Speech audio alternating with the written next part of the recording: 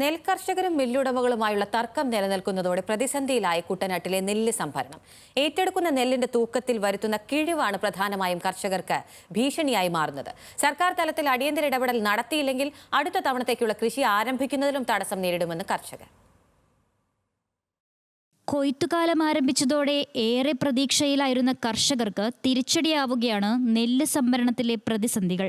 1 quintal നെല്ല് കൊയ്തെടുക്കുമ്പോൾ സാധാരണയായി 2 kilo വരെ കിഴിവേർപ്പെടുത്തുക പതിവായിരുന്നു. ഗുണനിലവാരവും ഈർപ്പത്തിന്റെ അളവും നോക്കിയായിരുന്നു കിഴിവ് കണക്കുകൂട്ടിയിരുന്നത്. എന്നാൽ ഈ വർഷം നെല്ല് സംഭരണം ആരംഭിച്ചപ്പോൾ മുതൽ മില്ലുടമകൾ ക്വിന്റലിന് 7 കിലോ മുതൽ 10 കിലോ വരെ കിഴിവ് ആവശ്യപ്പെടുന്നതായാണ് കർഷകർ പറയുന്നത്. ഇതുപോലെ തന്നെ ഈ വർഷം 4 പാടശേഖരങ്ങളിൽ നടത്തിയ QCയുടെ റിപ്പോർട്ട് എൻ്റെ കയ്യിലിരിപ്പുണ്ട്.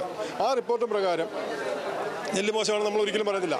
ഇവരുടെ റിപ്പോർട്ടും പ്രകാരമുള്ള ഏറ്റവും ഗുണനിലവാരം കുറഞ്ഞ നെല്ലിന് 1% പോലും കിഴിവില്ലാതെ എടുക്കുകയും ഏറ്റവും ഗുണനിലവാരമുള്ള നെല്ല് ഏറ്റവും കൂടുതൽ കിഴിവ് കൊടുത്തെടുക്കുകയും ചെയ്യുന്ന അവസ്ഥ ഇവിടെ സംജാതമായിട്ടുണ്ട്. അതിന് കൃത്യമായ ഉത്തരവാദിത്തോടുകൂടിയാണ് പറയുന്നത്. പാഡി ഓഫീസർമാരുടെ നേതൃത്വത്തിൽ ഗുണനിലവാര പരിശോധന നടക്കുന്നില്ലെന്നാണ് ഉയരുന്ന പരാതി.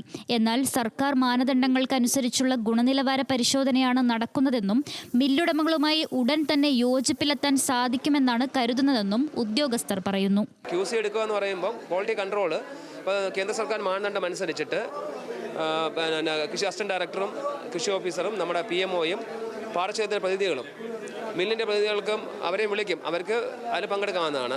പങ്കെടുത്തുകൊണ്ട് വളരെ സുതാര്യമായ രീതിയിൽ കേന്ദ്ര സർക്കാർ നിർദ്ദേശിച്ച മാനദണ്ഡ പ്രകാരം QC എടുത്തിട്ട് QCൻ്റെ ബേസിലാണ് അവരുമായിട്ട് നമ്മൾ രണ്ടാമത് ചർച്ച നടത്താൻ പറ്റുള്ളൂ.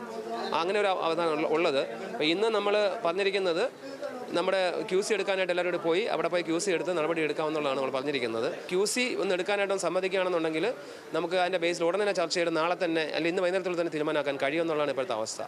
സപ്ലൈകോയുമായി കരാറിലെത്തിയ മുഴുവൻ മില്ലുടമകളും നെല്ല് സംഭരണത്തിനായി എത്തിയില്ലെങ്കിൽ കൊയ്തെടുത്ത പാടശേഖരങ്ങളിൽ തന്നെ അവ നശിക്കുന്ന കാഴ്ചയാണ് ഇപ്പോഴുള്ളത്. വേനൽ മഴ കൂടി ശക്തമായാൽ ഈ വർഷത്തെ മുഴുവൻ വിളവും നഷ്ടപ്പെടുമെന്ന ആശങ്കയിലാണ് കർഷകരും. ന്യൂസ് മലയാളം, ആലപ്പുഴ.